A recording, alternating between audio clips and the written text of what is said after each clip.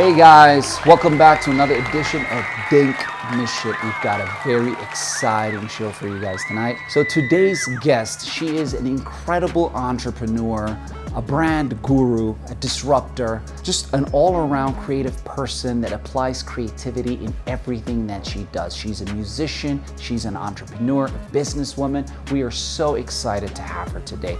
And on this show, we're gonna talk about and explore a topic that I don't think we really talk about in the Abasha community, and that is cannabis. So we're very excited to sit down and share her expertise. She has an entertainment company, Face2Face Entertainment, where she does music, she does events, she does so many things, and we're gonna find out about all these fun things that she does. We are so lucky to have her. So sit tight and help me welcome the beautiful Semii Gebre Jonas. Very good. How you doing? Great. Thank you for having me. Of course. Thank you for being on the show. Absolutely.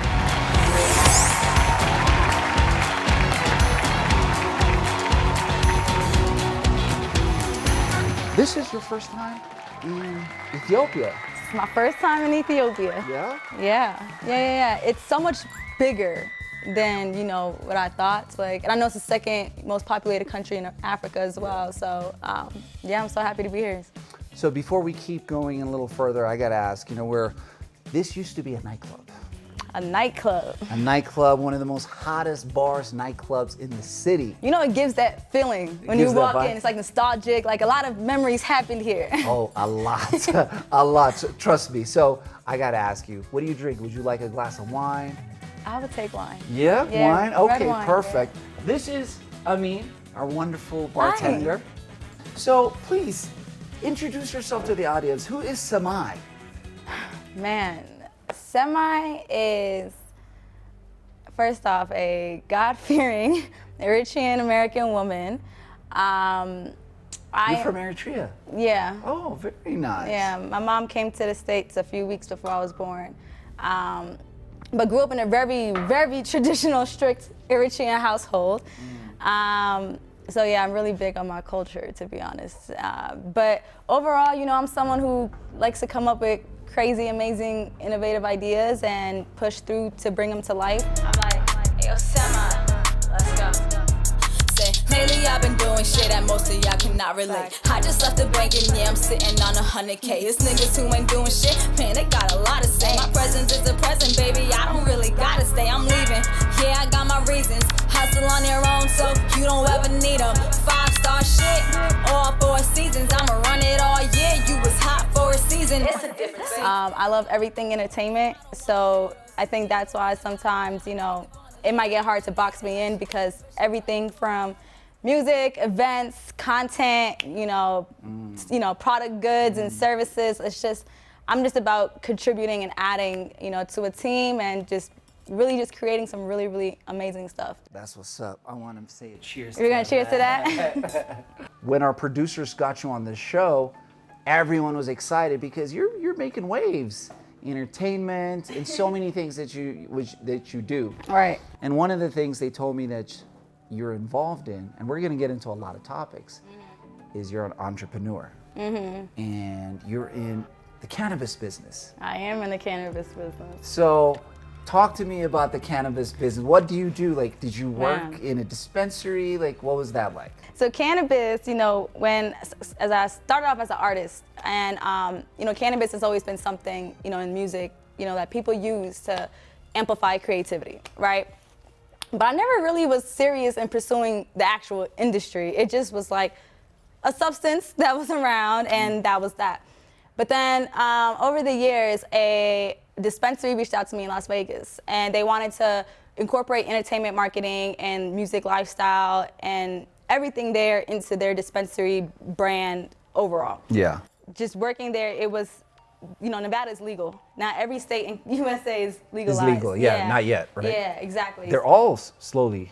Yeah, absolutely. We're definitely way further now than what it was even 5 years ago. Nevada was one of the first few states that legalized, cannabis. And so as I was working in the space, I was like, all right, we had an amazing team. I had the flexibility to build a team, and we were able, like for me to really be immersed into cannabis culture, understanding how it works. And so started off as a dispensary, you know, running that marketing department. But even when you're running a marketing department, whether any retail, you're really engulfed in operations and everything in the entire business dev, because at the end of the day, if my service isn't good, my bud tenders aren't providing for my customers, if customers aren't educated, if our customer relations, back end department isn't equipped, then my marketing tactics can all fumble. So I'm engulfed in every aspect of this business. And from there, I realized like, okay, this is a growing industry. Cannabis, although it's, really prohibited in our culture, especially, my mom is not a fan. After doing that for 3 years, I had an amazing opportunity that brought me to California, where now I am the brand manager of a cannabis brand. It's called Monogram. And there we're able to produce product, deal with a lot of product dev, and I do a lot of marketing and just overall managing the brand from events, distribution to dispensaries. What does that look like? So yeah, so I've kind of been blessed to see the retail space, the back end cultivation space, the product dev space, and be engulfed in it. And it's one of those things, because it's so new, no one really knows exactly what it is. You just have to be in it, and pick it up, because as each state starts to legalize, cannabis, then it's just like a new stomping ground that people are all joining in. So yeah, that's how I got in. So when you say Cali, I see Crenshaw. You know about Nipsey? Do I know about Nipsey? Of course. Nip the Great, yeah. I know. So he was in the dispensary business too. Yeah. He had his own, right? Yeah, and he still had, like, the Marathon still exists, right? Absolutely. Yeah, it's an amazing, dispensary. Been there, amazing team. Black Sam and Adam have really just been amplifying that space. So yeah, he's definitely been I would say, spearheading that, you know what I mean? And normalizing, especially in our culture. But yeah, gotta love Nipsey. What would you say to our culture that don't understand this? Yeah, I think, at the end of the day, marijuana enhances personal wellness. And for some people, that's medical. And for some people, that's recreational. There's people, like, even working at a dispensary, there was customers coming in of all ages, of all races. Like, especially early in the mornings, there were, like, people who were in their 60s, 70s, coming to get some CBD products, There were people who were 25 years old suffering with seizures, and 30-year-olds suffering with PTSD and anxiety, and they're coming in consuming, and they're able to balance out their life in how they desire. So I think for our community, we understand the taboo and the stigmas around cannabis, but I think it's important for us to be open and understand that this is a plant. At the end of the day, this is something that's grown, and as a plant that's able to save lives. A lot of people live on this. There's stories I've heard, I've seen customers who seizures have stopped due to their use of cannabis, that any pharmaceutical drug hasn't been able to achieve, And so instead of taking your 10 pills or 5 pills you take that your doctor gave you, they just might take an edible, because cannabis is in different formats. It's not just, smoking. So they might take an edible, or they might take a drink. Just seeing the growth of how industries can expand over time, I think it's important, for us to just have an open mind and educate ourselves, At the end of the day, it's like, this is saving lives and it's helping a person just, their day-to-day way more, why not? It's their choice. If you're not a fan, cool. Cannabis, creativity, all that stuff. And you're also into music? Yeah. Right? Yeah. Tell us about your music path. What's that like? It's the 50th year of hip hop, so which is like exciting. But yeah, if it wasn't for hip hop, it wasn't for music, I wouldn't even be where I'm at right now.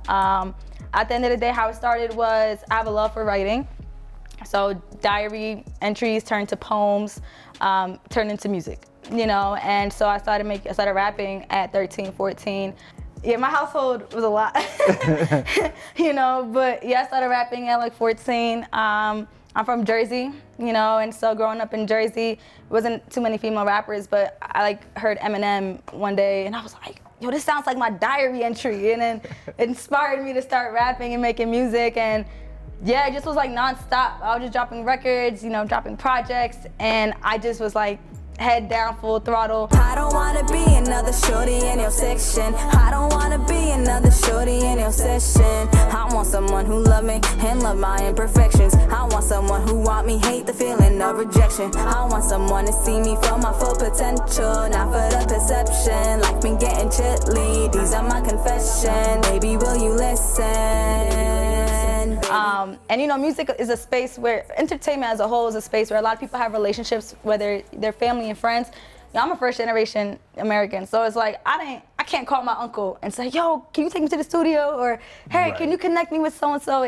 So I'm out there. So I'm like meeting people nonstop. Like, hey, do you know anyone who produces? Just connecting I started off in my city, people in my state. Then as I traveled, every time I went to different locations, I'd always tap into whoever's there. So yeah, like, you know, it was really like music and my love for that. And I never had really a manager. So I wasn't gonna wait for someone to plan my rollouts, or I wasn't gonna wait for, you know, someone to pay for this.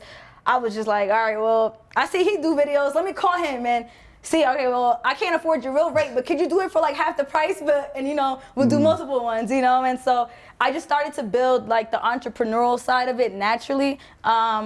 So yeah, music is a big part of my life, and if it wasn't for that, I would have been able to, you know, do anything and everything else that I do now. I'm from Elizabeth, New Jersey. It is not the sweetest place in the world. You know, my mom, you know, really worked, you know, her butt off and everything.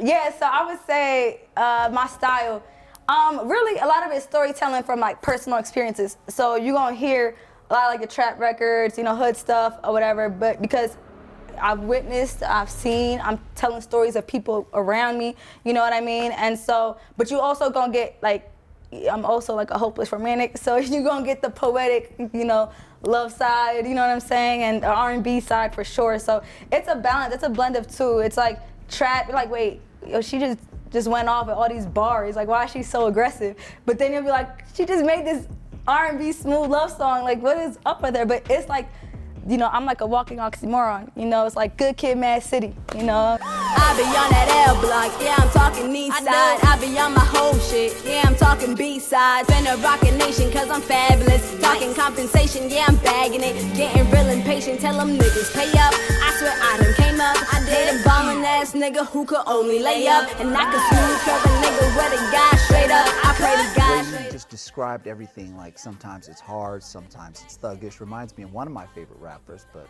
Who? past generation, but he's still timeless. Tupac. Oh, of course.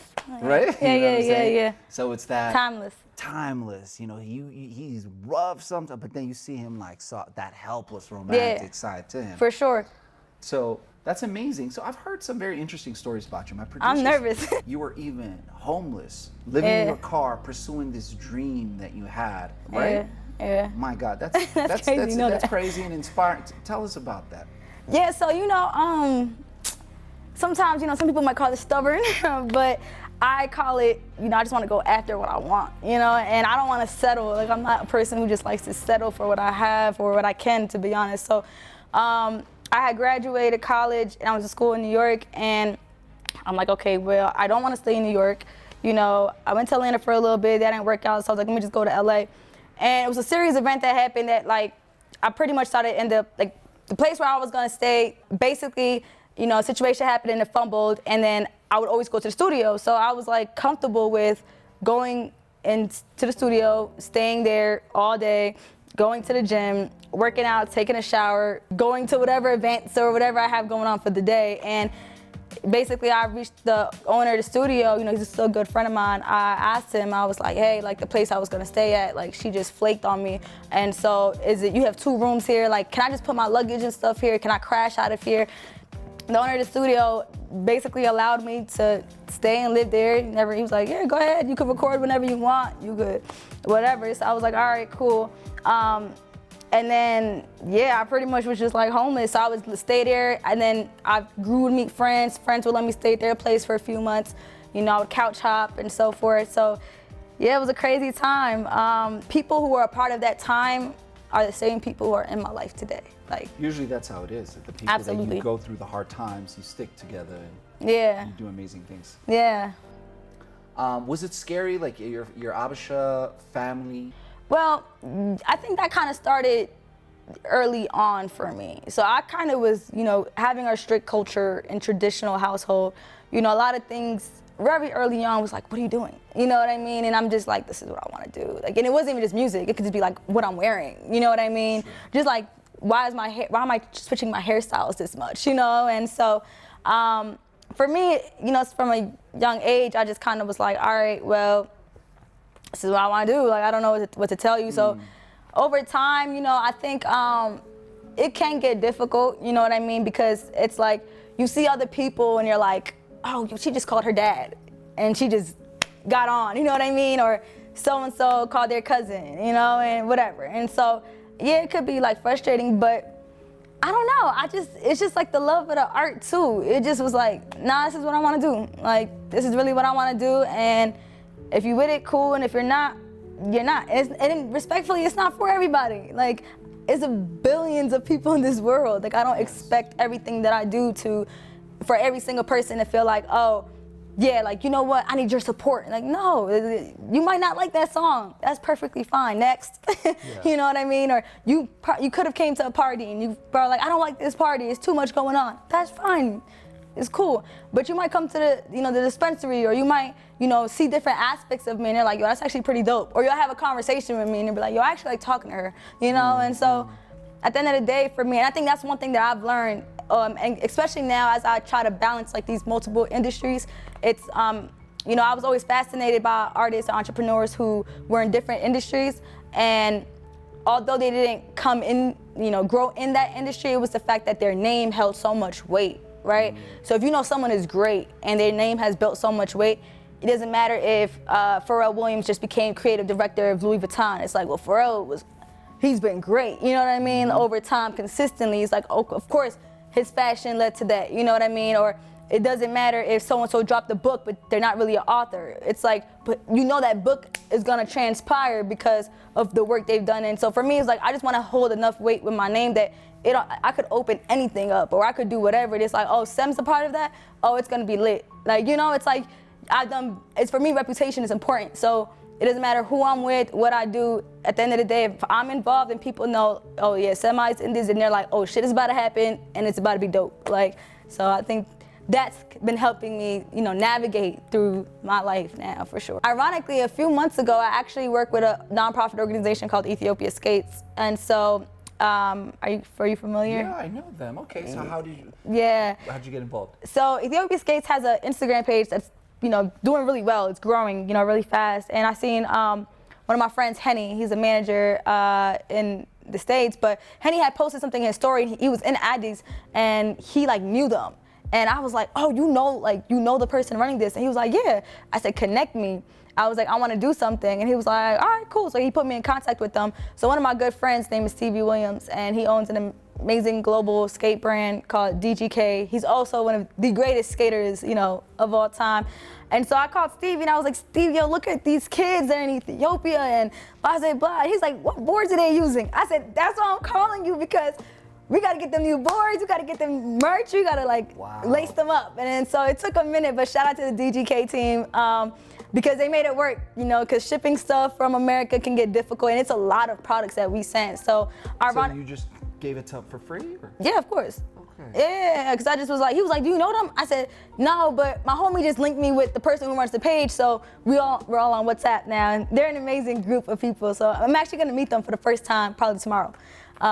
So I'm excited to see this, but yeah, it took a few months because, you know, we had to figure out logistics and quantities because, you know, they were just a group of kids that just started off skateboarding, and now the nonprofit has grown. They have skate parks. But yeah, so DGK helped, and we sent them a bunch of amazing new boards, some merch, and now we just see them skate all the time and tag them, and it's great. So speaking of someone you've worked with PNB Rock. Yeah. And he passed away, or? He did pass away. And what was that like for you? That's the first time someone asked me. Okay, so I feel like it was a turning point in my life that I feel like I'm still assessing. You know what I mean? I think when you see something start from very early, you know, at the end of the day, before any deal, before anything, it's like, you know, he was an artist from Philly, I was an artist from Jersey, and it was like, oh, I like your music, cool. And we've grown and built that relationship. Later down the line, I started working at Atlantic Records. You know, I started working with A&Rs and everything, and I'm like, my friend from Philly, he's super lit right now, and this, that, and the third. Long story short, they signed him, you know, A&R a lot of his projects, and, you know, he was someone who understood that with me, it was like, yeah, she's an artist, but she an A&R, she could do my launch party. Like, he knew I could do it all in a sense, and he never boxed me in, like, you know. So for me, him passing was like a moment because, you know, we just spoke a few days before that, you know what I mean? Like, if not the day before, honestly. So it was just like, I was just supposed to see you, like, you know? So I think it was something that, like, it took me off surprise. It made me think about life. It made me think about God. It makes you think about, like, your purpose. But yeah, I think at the end of the day, it's about legacy. You know, I feel like even Nipsey is like, you know, that was one thing I always wanted, because I feel like he was the only person, like, who could relate to me when it came down to being Habesha, you know, extreme Habesha too, like, you know, with our parents and culture, but also intertwined with entertainment, American culture, and being able to execute and push through. So I always was like, I just need to meet him. And we got around him, a lot of similar people, but I never had the, you know, the privilege to really meet him in person, you know, so, but, you know, you see the legacy, you know what I mean? So I feel like for me now, more and more, it's just like, all right, what kind of legacy you want to make, but what kind of content or things do you want to leave behind to help contribute to your legacy? So for me, I just want to make sure I leave things behind that even if I'm not here, there's things in this world that people would be like, yo, Sem was a part of that, or Sem did that, or it's like my name and my spirit still exists in the world, in the physical, even if I'm not here, you know, physically, and I'm here spiritually, you know what I mean? I'll be honest, like, I'm just now getting back in the studio as well. Like, you know, I've definitely spent some years just, I love where African music as a whole is right now in the industry. I think it's like, you know, it's about, especially where Afrobeats has been able to take it, and I'm a piano, and where all these other countries are able to, like, amplify, you know, the sounds and stuff. So, yeah, definitely Last week, was it 2 weeks ago, I interviewed Paturan King. He's a Nigerian Afrobeats superstar. Love. Huge. He did New Year's Eve at Sheraton. Oh, amazing. Yeah. How was it? It was crazy. On fire. It was crazy. Yeah. And I remember asking Paturan King, and he said, I am so lucky to be part of this time because we are seeing that shift. Absolutely. Right? Yeah. It's happening. You know? So music is definitely turning its energy towards this continent. You know, so when I say to you, you should collaborate, or do you want to collaborate? Yeah. It should be, because especially when they come together. It's a different. Absolutely. Yeah. It's incredible. Yeah, absolutely. And I think. And I could see you with a few artists I have in mind. Really? You see it? I see it. Okay. You know, you got your style, you got your funk. You know what I mean? I can see you with some Ethiopian He's like, artists. well, set it up then. All right, guys, we'll be right back after this quick message, and we'll see you soon. Don't go anywhere. I still have a few questions to ask you. Cool, I'm here.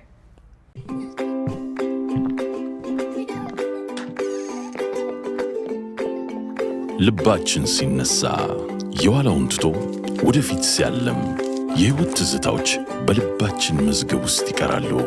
ጉዟችን ግን ስንቁን ሳይዝ አይቀርም። ለምንወዳቸው ዋጋ ለመክፈል ሲቀና ማንነታችን ጽኑ መሰረት ላይ ነው። ኢትዮጵያዊነት የሥራችን ሐር ጥልፍ ነው። ከፍታ ሲጨምር ሥራችን ተወዳዳሪ ያልተገኘለትም። ዓላማችን በኑሮ ከፍታ አብሮ ከርሶ ጋር መጓዝ ነው። የቤቶ ግርማ ሞገስ ሁሉ የእጆቻችን ፍሬዎች ናቸው። በጊዜ ሞገድ ቀድመን እየጠበቅን ነው። የቤተሰቡ ደስታ የእኛም ደስታችን ነው። በእያንዳንዱ የሕይወት እርምጃው ካጠገብ ሆነን በለውጥና በስኬት መንገድ ሁሉ ፍጹም በሆነው ምቾት አብረን ነን። ቀስተ ደመና። Guys, we're back with the beautiful Semii.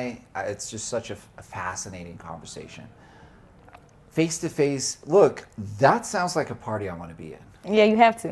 For like, how often do you have these parties? Is it once a month? It's usually once a quarter, but we're known for Halloween in June because we throw really big Halloween activations. You're about to have one?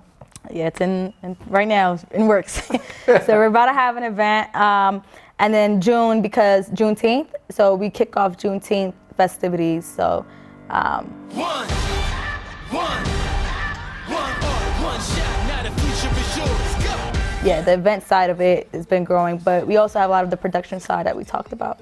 How does anyone hear about Face2Face Entertainment is about to have an event? Yeah, so they follow us on Instagram. It's at Face Media. And we drop tickets. So we drop tickets, they might sell out. We have our, people always hit us up. We might drop more tickets. We might need to change locations. But yeah, so everything's on social media. So. Okay, I'm sorry, but I gotta give a shout out to my LA people. Yeah, shout out to LA, man. LA, Face2Face Media. Yeah. On Instagram, so follow that page, and you're gonna be part of some amazing parties with an Abasha Queen. Ah, thank you. Yeah, and you get to see some amazing content. So there you go. We're excited for that. And you change venues. Yeah, we change venues. Yeah, and I think that's the beauty of it, because we're able to travel with the brand. You know what I mean? Because we've built such a brand now that really just holds weight, and we've been able to execute. So we get to travel different parts of LA. We've done Hollywood, DTLA, Arts District, East LA, and the crowd comes. So we're really grateful and blessed for that. But also, outside of the events, we do a lot of production work as well. So Complex had reached out to us, to really produce the segment that highlighted Young Miami, her Carisha Please. And so my partner, she's a photographer, director, so she led that whole shoot. I produced it. And so we're able to now, really just build our production side. And at the end of the day, we're trying to just tell stories and connect people. So whether it's in real life or through digital format, so we're just amplifying that in a lot of different ways. That's awesome. You are so young, so beautiful. First of all, are you in a relationship? Are you married? What's going on with you? I'm sure the audience is watching. Who is this girl? No, I'm single. Yeah? I get asked every day by my family, when am I getting married and having kids, of course. But no, I'm single right now. Your family asks that, even though you're from the state, they're still that Abasha thing? Oh my gosh, all the time. And my mom really wants a grandkid, so I get it. But I'm like, hold on, wait, it's God's timing. So, yeah. Yeah, you know what it is? I think for me growing up, I just see what my mom has went through and my family have went through. And so it just brought a crazy drive to me where it's like, all right, I need to be able to be in a position where I can provide for my family. And I don't want to get distracted, you know what I mean? And not saying a relationship or, building a relationship with someone is a distraction, but for me, I just was like, work all the time. And, now it's interesting because, I'm going to Eritrea, I've met aunts and, family who I didn't know before, and they went to Saudi or they went to other countries, Egypt and Dubai, and all they did was work, and they generated a lot of wealth and stuff, but they don't have a family, they don't have kids. And so they literally are like to me, it doesn't matter how much you work, but it's never gonna be enough, to just think that you have to get this to plan that, And so for me, I feel like right now you're catching me at a time where I'm more, open to what comes next in my personal life and not being so dismissive sometimes because I'm so just work focused. Because I don't necessarily want to have that same end result. I want to have a family one day, all that good stuff. So, yeah, but I'm not gonna lie to you. For the longest, if anyone tried to, I just be like, I have my fun, but I'm like, we got things to do, And I feel like men sometimes aren't used to having a woman who's or seeing a woman who just gets up and goes and does things. You know what I mean? And so that's rare. I just get up and do things. And sometimes the things that I do are with pretty, big people, or you know what I mean? And it might be in different states. It might be in different countries. But that comes with me. So whoever loves me for all of that, then it's all right, cool, we could build on that. But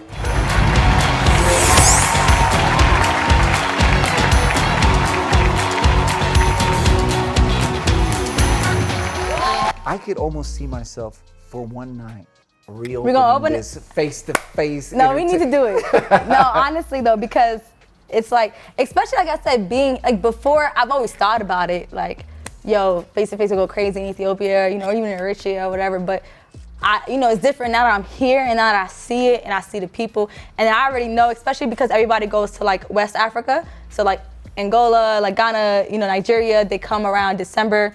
You know, I know Chance and Vic Mensa just kicked off their festival in Nigeria. So now people are staying till like early January, but I'm just like, yo, Christmas time here, January 7th is crazy. Like I'm already aware, you know, and so like, just trying to make sure it's the right timing, you know what I mean? Getting not only the community of Ethiopia, but empowering people to book flights to come to Ethiopia. Like face-to-face in Ethiopia is gonna go crazy. Like I already know it's gonna go crazy. What's capacity here? God.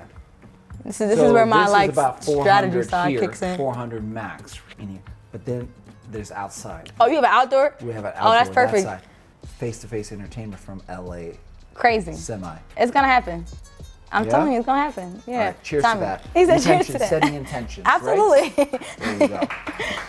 And you all are invited, guys. Thank you.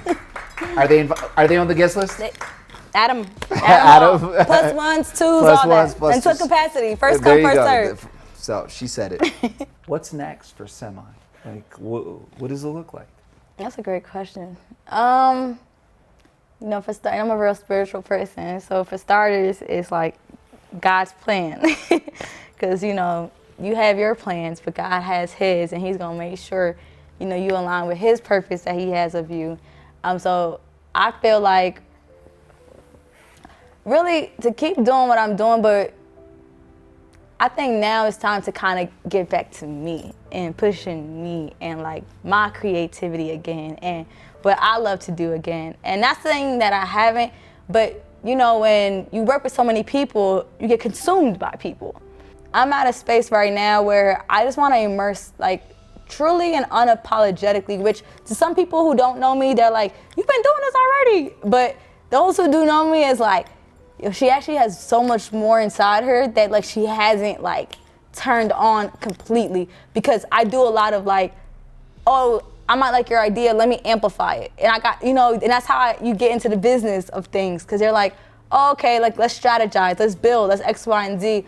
And so for me, I think it's just like now like more production of ideas, more execution of content, more execution of like everything that I've ever said that I wanted to do is like, all right, let's put that as at the forefront and let everything else come in naturally afterwards. You know what I mean? So for me, you might see more give backs, philanthropic things, you know what I'm saying, of that sort, because that's just in my nature. What does that look like? We'll see. You know, I really want to give back to community in a different way. You know what I mean? So working with different organizations, like we talked about earlier, and creating like global approach of that. I want to like get back into music full throttle, but not just hip hop, but like from a global standpoint, especially now with Afro beats and everything. And so yeah, for me, it's like everything I've been doing, but like let's 10x it, you know, and do it now more so like my way, you know what I mean? And I know your producer had asked like, how did you come up with like rare ones and stuff? And it was really because a lot of times growing up, it was because people kept saying you're rare, like you're Eritrean. I expect, let's be honest, being Habesha was cool now. Being African is cool now. Like growing up, it wasn't that cool for real. Like I grew up in a city where I'm literally the only Eritrean is me and my cousin, you know what I mean? And so in a city like that, it's people, you know, they don't understand our culture. They don't understand why I can't go out or why, you know what I'm saying? A lot of things, you know what I mean? Why I dress this way or this, that, and the third. And so I feel like for me, it's like, all right, let me take everything that I've came with, what I've done, what I love, and let me like amplify it and just grow it more, you know? You have an amazing vision, amazing dream, and you have an amazing heart. So whatever you're doing it right. Keep going. Thank you. For real, for real. And thank you for having me. Your team's been amazing, so yeah, no, I appreciate that. Thank you for coming, having a drink with us, talking, sharing your life so openly. You know what I mean? No, I think it's important. That is. And this is the kind of show we call it DinkMishit. So how'd you come up with the name? I wanted to ask you that. That's fair enough. DinkMishit means Dink After Hours. In Amharic? In Amharic, DinkMishit is Dink After Hours. So that's okay. So basically, people that work, people that hustle, if they could only give us a few hours after work. Just to talk about. Just to talk, have a drink after hours. Because we know we're talking to visionaries. We're talking to busy people. But if we could just have a few moments after hours. That's a great brand. Yeah. Like knowing the like meaning, you know, like someone who, you know, really works with building brands. Right. I was wondering, what does that mean? Like, how did he come up with it? And with the producers and stuff, we're trying to carefully curate who we bring on. Yeah. Because it's not about just having a random conversation, but we want our guests to inspire. Yeah. So guys, that's it for our show. You guys are watching DinkMishit. And please, if you haven't already, and if you are someone that watches DinkTv, please make sure you subscribe, comment, like, share, and we'll see you on the next episode. Thank you so much. Have a good night. Bye.